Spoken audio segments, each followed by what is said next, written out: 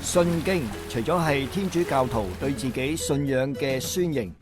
佢嘅經文內容又有乜嘢特別意義呢？董澤龍神父為大家深入探討。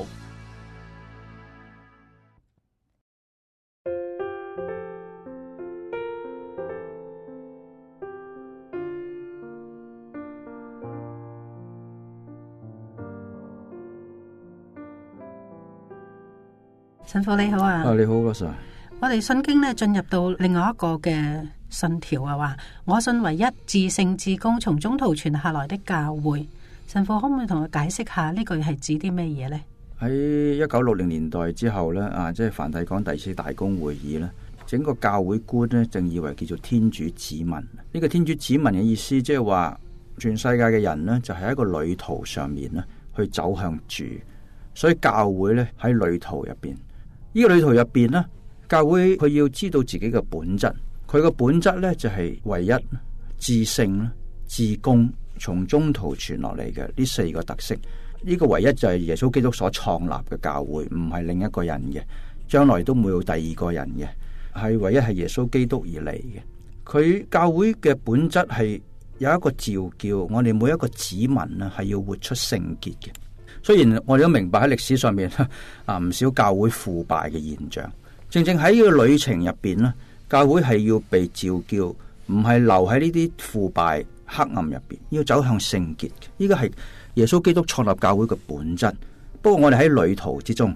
咁其他就譬如至公，就係呢個教會係歡迎所有嘅種族、所有嘅文化啦，去加入呢個叫做大公嘅教會。咁個傳統好重要，呢個傳統唔可以中斷嘅。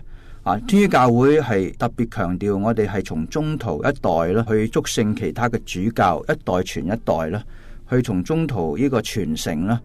對耶穌基督嘅了解啦，避免好多只係斷章取義啊，只係根據每個時代一啲特定嘅解釋啊，去了解耶穌基督呢個人，唔係嘅要延續整個從宗徒以嚟咧，通過聖經教會嘅傳統咧，對耶穌嘅了解，咁樣呢一班人咧，成為天主特選嘅子民咧，去走向呢一個召叫成為唯一至聖至公從中途傳下嚟嘅教會。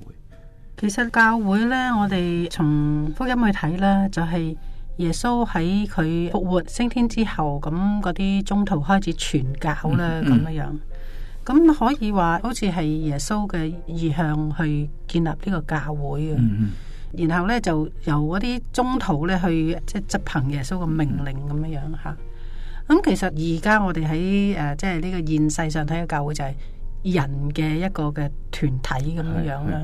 喺呢個信經嗰度，我哋從咩方向去睇？係要去相信呢一個人嘅團體咧？我哋話信經最初第一個主題嘅時候都話。信經係唔係一個祈禱文，信經係一個共同嘅信念啦，成為教會每一個人嘅一個身份一個 identity 咁呢個 identity 就係同耶穌基督嘅關係嚟而嚟佢係唯一嘅，佢係分享耶穌嗰份聖潔一樣嘅，佢係歡迎普世嘅，包括罪人嘅佢係從中途傳落嚟，唔係中斷嘅。呢個係俾教會一個清楚嘅一個身份同埋方向即係話我哋去成就，我哋要成為咁樣嘅團體嘅。雖然而家未做到，但係有呢個本質，有呢個使命我哋清楚我哋要走向邊度。呢個係耶穌基督嘅心意。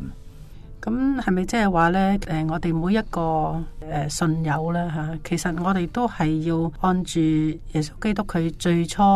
建立教會嘅心意，大家同心合意咁樣去走信仰嘅生活咁嘅意思啊？係啊，就係耶穌佢最後晚餐好多嘅言論都話與我哋合而為一喺呢個合一入邊，我哋其實就係學習去愛啦，學習去寬恕啦，學習去包容啦，學習去成為地上嘅鹽，世界嘅光，將天國臨在於人間。好，我哋下一次再講。